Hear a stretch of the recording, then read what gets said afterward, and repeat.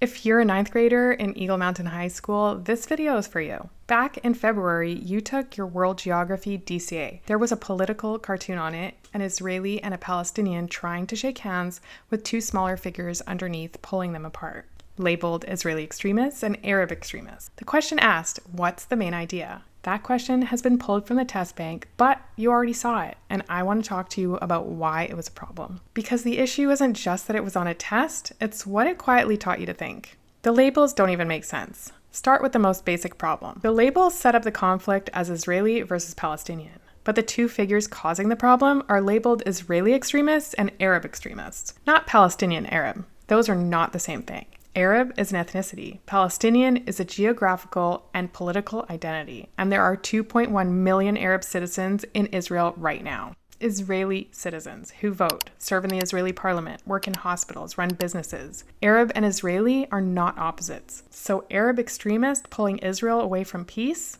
Which Arabs? Citizens of Israel? Gaza, the Palestinian Authority, Hamas? The cartoon doesn't say. It just draws a figure, calls it Arab extremists, and asks you to fill in the rest. That's not information. That's a blank that your own assumptions fill in for you. What is an extremist? Now, look at how the cartoon draws those extremist figures. One has recognizably Jewish religious features. The other is wearing a keffiyeh. The cartoon never names a group, never cites an action, never explains what these figures believe. It doesn't need to, because the image does the work. You see the visual, your brain attaches the label, and suddenly those appearances equal extremism in your mind. That's exactly how stereotypes work. They bypass your critical thinking by making the connection feel visual and obvious rather than argued. The history of the cartoon erases. The cartoon's core claim is that both sides want peace and only extremists stop them. Here's what actually happened. Israel declared independence in May 1948. The UN had approved a plan, a Jewish state and an Arab state, side by side. Jewish leadership accepted, Arab leadership rejected it. The very next day, 5 Arab armies invaded. Egypt, Jordan, Syria, Lebanon, Iraq, not fringe groups, national armies. Then 1967, Arab nations massed troops on Israel's border. Israel struck first and won the Six-Day War, capturing land from Egypt, Syria, and Jordan. Israeli leaders tried to negotiate, but the Arab League met formally in Khartoum and issued the 3 no's. No peace with Israel, no recognition of Israel, no negotiations with Israel. Official government policy from the entire Arab League, not extremists. When Egypt eventually broke away and signed peace with Israel, the Arab League expelled Egypt. In 2000, Israel's prime minister made a comprehensive peace offer at Camp David, rejected by Yasser Arafat, the chairman of the Palestinian Liberation Organization and the closest thing to a Palestinian head of state at the time. A broader offer in 2008, also rejected.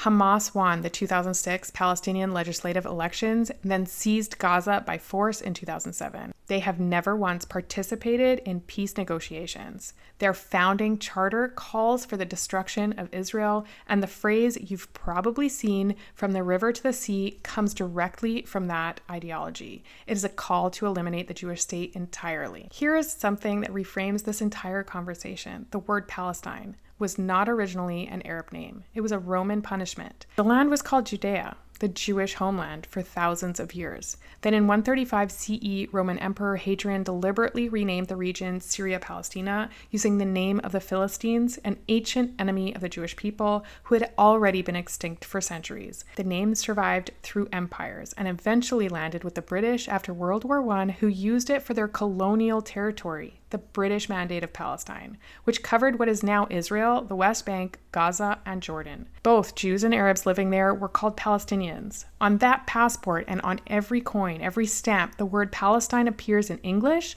and Arabic, but in Hebrew it reads Palestina, Aleph Yud. Those 2 letters abbreviate Eretz Israel, land of Israel.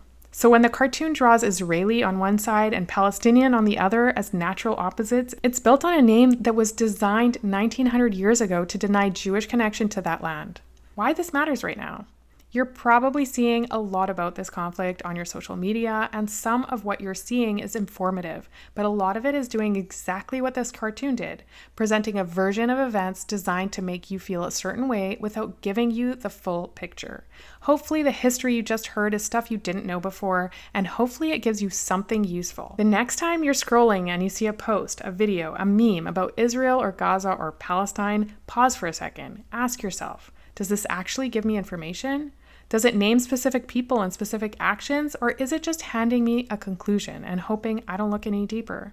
That's media literacy. That's the skill that protects you. Not just on this topic, but on everything. If this cartoon had no labels, no identifiable clothing, just two people trying to shake hands with figures in between, it would have been a perfectly fine test question. The idea isn't wrong, it's the labels that broke it. That's true of this cartoon, and it's true of a lot of what you're going to see out there.